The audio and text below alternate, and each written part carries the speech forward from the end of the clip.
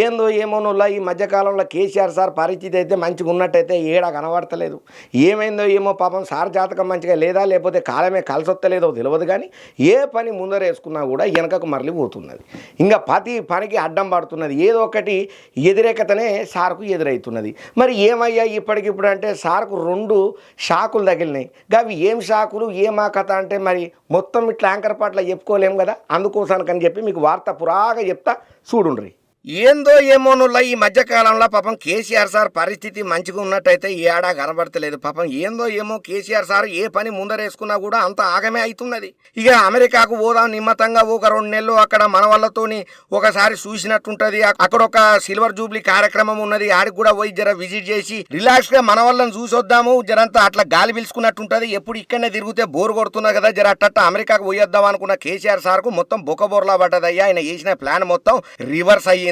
Damn it కథ అడ్డం తిరిగింది. ఆగో ఏమయ్యా కేసీఆర్ కు గంతగానం అడ్డం తిరిగేంత ఏమున్నదయ్యా పరిస్థితి అని అంటే, కేసీఆర్ సార్ వీసాను అమెరికా ఎంబసీ అధికారులు రిజెక్ట్ చేసిండ్రయ్యా.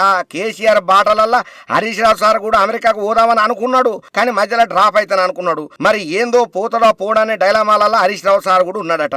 మే నెల చివర్లల్లా అమెరికా పోయేటందుకు ప్లాన్ చేసుకున్నారు. అయితే కేసీఆర్ సారు అందుకు సంబంధించిన ఏర్పాట్లన్నిట్లల్లా తలమునకలు అయిండు. మన వల్ల గ్రాడ్యుయేషన్ సెనిమనీతో పాటు బీఆర్ఎస్ నిర్వహణ చేస్తున్నటువంటి సిల్వర్ జూబ్లీ ఏడుకకు కూడా హాజరు కావాలని అనుకున్నాడు. ఇక బీఆర్ఎస్ నాయకులల్లో చెవులు కొరుకునే ముచ్చట ఏమయ్యానంటే, సార్ అమెరికాకు పోదామని గట్టిగానే ప్లాన్ వేసిండు కానీ ప్లాన్ బెడిసి కొట్టింది కదా అని అంటున్నారు. ఎందుకంటే మొన్నట్లో సికింద్రాబాద్ పాస్పోర్ట్ ఆఫీస్ కూడా కేసీఆర్ సార్ వచ్చే కదా సతీ సమేతంగా. ఇక అక్కడ పోయి పాస్పోర్ట్ లో మార్పులు చేర్పులు కూడా గట్టిగానే చేసుకున్నాడు. యుఎస్ కు పోయేటందుకు మన వల్ల గ్రాడ్యుయేషన్ ఏడుకకు హాజరు కావాలని నిర్ణయం తీసుకున్నాడు మంచిగానే. ఇక ఇట్లా కేసీఆర్ సార్ వీసా తిరస్కరణ నవ్వుడుతోని ఉన్న అమెరికా పర్యటన కాస్త వాయిదా పడ్డది. ఇక షెడ్యూల్ ప్రకారం అయితే ఫస్ట్ నార్త్ కరోలినాలా కవితక్క కొడుకుంటాడు. ఆయన కొడుకు గ్రాడ్యుయేషన్ సెరిమనీ కార్యక్రమానికి హాజరు కావాల్సి ఉన్నది. ఇక ఆ తర్వాత న్యూయార్క్ లా కేటీఆర్ సార్ కొడుకు గ్రాడ్యుయేషన్ కార్యక్రమానికి హాజరు కావాలని చెప్పి కేసీఆర్ సార్ మంచిగా ప్లాన్ వేసుకున్నాడు. ఇంకా అంతేకాకుండా జూన్ 1వ తారీఖున తెలంగాణ బీఆర్ఎస్ ఎన్ఆర్ఐ విభాగము డల్లాస్ ల నిర్వహణ చేసే బీఆర్ఎస్ పార్టీ సిల్వర్ జూబ్లీ ఏడుకలకు సైతం కేసీఆర్ సార్ హాజరు పడాలని గట్టిగానే ఆలోచన చేసిండు. కానీ ఉన్నట్టుండి ఇట్లా వీసా రిజెక్ట్ అవుడుతోని ఆశలన్నీ ఆశలు అయిపోయినాయని చెప్పి మస్తు బాధపడుతున్నాడట కేసీఆర్ సారు. సరిగా ఇట్లా వీసా అడ్డం పడ్డదరా పర్వాలేదు పోనీతి, ఇక ఏదో మళ్ళా టైం చూసుకొని నిమ్మతంగా పోదామని అనుకుంటే ఇంకొక దెబ్బ మీద దెబ్బ పడ్డట్టు అయింది కేసీఆర్ సార్కు. అయితే జస్టిస్ పిసి ఘోష్ కమిషన్ నోటీసులు ఇచ్చిందయ్యా కేసీఆర్ సార్కు.